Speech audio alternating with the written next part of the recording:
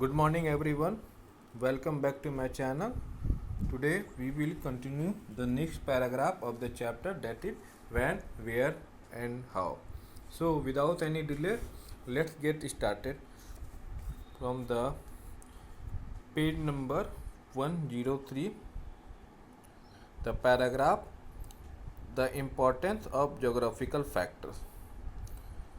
First of all, I will read the paragraph, then after that I will explain. Since time immemorial, India had been capturing the attention of the outside world for its unique geographical features. Not surprisingly, people from foreign lands kept coming into India throughout our long history with their distinct socio-cultural identity. This paragraph describes that India had been captured by the attention of the outside world for its unique geographical features. Our country has unique geographical features. That's why most of the people belong to different country and that they have different socio-cultural identity were are attracted by unique geographical features of our country. The northern part of the subcontinent is occupied by the Himalayan mountain range, which had acted as a natural barrier separating India from the Central Asian University. So, the northern part of the subcontinent comes in it means small area of land that is part of the continent, and it acquired by the Himalayan mountain range, which acted as a barrier. Barrier means obstacle, an obstacle that difficult to make progress and create obstacles separating India from Central Asian University. At the same time, the passes in the mountains have served as natural gateway for the arrival of people from outside, it facilitating the intermingling and merger of different ideas, people, tradition, and culture. The also it describes that the mountain Himalayan mountain range, it also gives the way natural gateway. Gateway means an entrance that can be closed by a gate. That arrival of the people from outside, and it facilitate the people that comes from different idea, tradition, and culture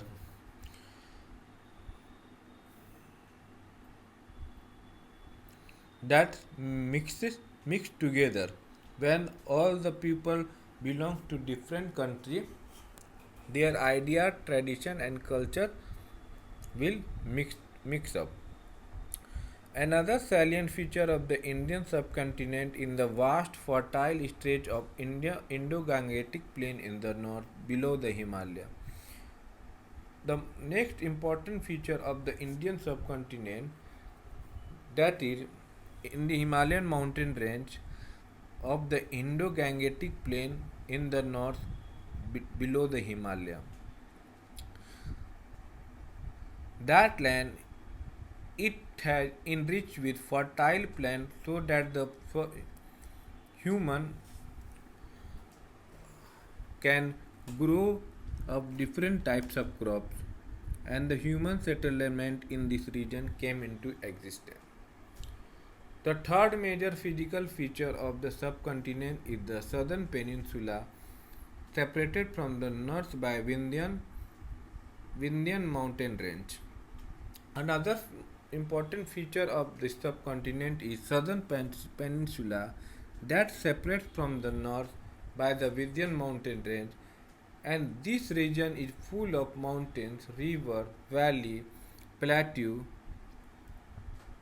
During the long course of history, this region had evolved its own distinctive identity lending a great diversity to the culture configuration of subcontinent. So this part of region it had enriched with full of mountain, rivers, valley and plateau. And this region had its developed its different identity, separate identity that leads a great variety to the cultural configuration of the subcontinent.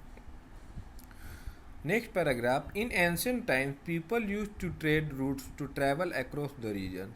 One of these that linked the Hindu Kush mountain range to the mount of the river Ganga was called Uttarpath.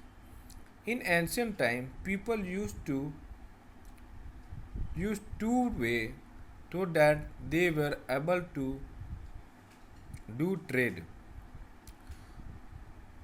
And the first route that linked the Hindu Kush mountain range to the mouth of the river Ganga is known as Uttarpath, and the other route that people used to trade that is covered the area between the Gujarat in the west and Patliputra in the east was called the Dachin Path. Though these were primarily trade routes, people used them for other purposes as well.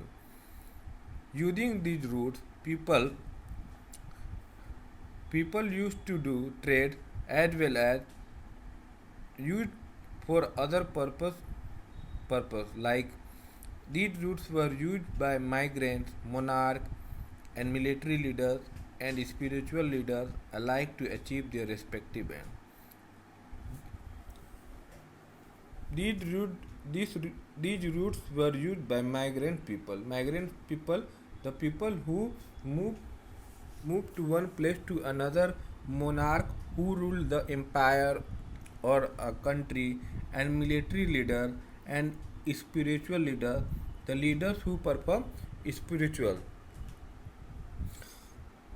Geographical factors also played a significant part of the way in the way civilization flourished and declined. So in this line it says geographical factors it is very important to know and it play very important part to develop a civilization or decline the civilization. The Indus Valley civilization about which we will study later is a noteworthy example. Indus Valley civilization is a very important example so that we will study later. Fertile plains on the banks of the river Indus and its tributaries serve as natural means for highly productive agriculture practice. In Indus Valley civilization, there were fertile plains on the banks of the river Indus and tributary. Tributary means another other river that joined the river Indus. Subsequently, surplus in agriculture produce led to the birth of urban centers. Later, it led to the birth of urban centers, and this also showed the way for the emergence of different classes of craft person and traders. Showing this, it shows the way for the development of different classes of craft person and traders. Craft person means the person who made art and craft. Now next paragraph that is sources of history. We learn about the event that occurred thousands of years ago through the evidence which our ancestors have left behind. Historians and archaeologists come up with path breaking information regarding the past with the help of this evidence. The source material studied by historians to get relevant information can be divided into two categories that is archaeology and literature. So, studying history, we got information about the past with the help of the evidence that is collected by the historian, and by historian they divided into two categories that is archaeological and literary. As you can see the table of sources of history. One side that it indicates archaeological, other side it indicates literary. In archaeological, we can see there are four things, that is four way to know about the, to gather the information about the event that had happened ago, many years ago. That is inscription, monuments, coin, other object and artifacts. Uh, Archaeological means the thing, the material that we found, that we that we got, that we excavated and the historical sites and found monuments, coin, pottery, ornament and various other objects through excavation conducted at various historical sites. And literary means the information that we get from the various types of religious and secular texts, foreign sources, and also the literary text that are unable to understand because of the unknown script. Next paragraph. Archaeological sources are discovered and studied under a separate branch or discipline of historical research is called archaeology. Okay, it is a study under a separate branch or discipline of other historical search is called archaeology. It is a study of the past like monuments, coins, poetry and various other objects discovered through excavation conducted at various historical sites. It is a scientific study of materials remains of the past discovered through excavation conducted at various sites. These sources are often more reliable than the literary source because they reveal facts clearly without any bias. Okay, these sources that we found during excavation conducted at various historical sites, these sources are more reliable than the literary sources because these sources tells us about the fact, that about the event that had happened many years ago without any discrimination. Literary sources include a written form. These are important as they record the cultural, social, political, and economic state of affairs of the period during which they were composed. Different scripts such as Brahmani, Kharoshthi, Devanagari, Aramaic, Roman, pictographic, etc.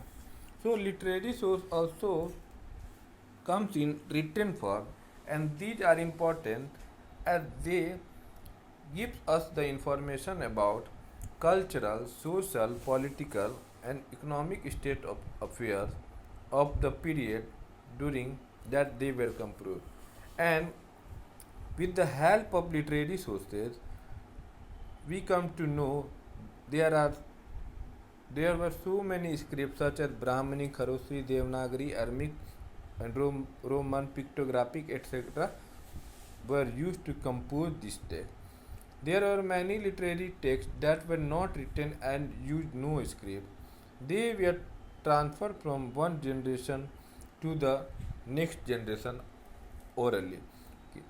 Another sources that had not in written form and it had also had no script, they were transferred. The information that had no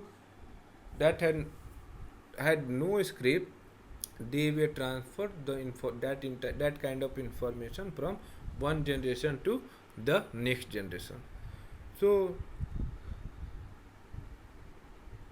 we today in this video we have discussed the importance of geographical factors and discuss the sources of history.